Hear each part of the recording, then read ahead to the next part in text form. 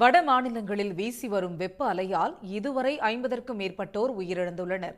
இந்நிலையில் தலைநகர் டெல்லியில் வரலாறு காணாத குடிநீர் பஞ்சத்தை தீர்க்க உச்சநீதிமன்றத்தை நாடியுள்ளது அம்மாநில அரசு.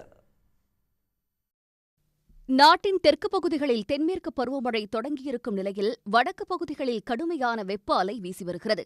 டெல்லியில் வரலாற்றில் முதல் முறையாக 126 டிகிரி ஃபாரன்ஹீட் வெப்பம் பதிவானது.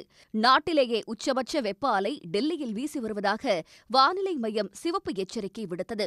ஹீட் ஸ்ட்ரோக் காரணமாக டெல்லியின் மருத்துவமனைகளில் நோயாளிகளின் எண்ணிக்கை அதிகரித்து வருகிறது. இதனால் நோயாளிகளுக்கு போதுமான படுக்கைகள் இல்லாமல் அவர்களை கீழே படுக்க வைத்து மருத்துவம் பார்க்கும் நிலையும் ஏற்பட்டுள்ளது.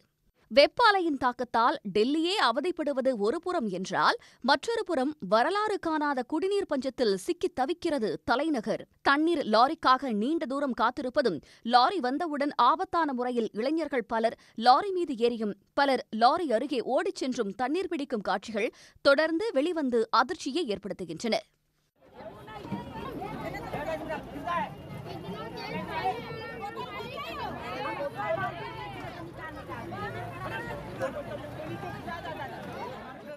தலைநகரின் இந்த நிலையால் பொதுமக்கள் கடுமையாக பாதிக்கப்பட்டிருக்கிறார்கள். எனவே தண்ணீர் தட்டுப்பாட்டை எதிர்கொள்வது தொடர்பாக உச்சநீதிமன்றத்தை டெல்லி அரசு நாடியுள்ளது. இது தொடர்பாக டெல்லி அரசு சார்பில் தாக்கல் செய்திருக்கும் மனுவில் அண்டை மாநிலங்களான ஹரியானா, உத்தரப்பிரதேசம், இமாச்சல் பிரதேசத்தில் இருந்து கூடுதல் தண்ணீர் வழங்க உத்தரவிட வேண்டும் என கோரப்பட்டுள்ளது.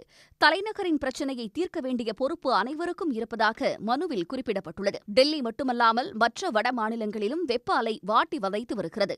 ஒடிசா, பீகார், உத்தரப்பிரதேசம், டெல்லி உள்ளிட்ட மாநிலங்களில் மொத்தமாக இதுவரை 54 பேர் வெயில் கொடுமையால் உயிரிழந்திருப்பதாக அதிர்ச்சி தகவல் வெளியாகியுள்ளது. உடனுக்குடன் செய்திகளை தெரிந்து கொள்ள சன் நியூஸ் பெல் ஐகானை கிளிக் பண்ணுங்க.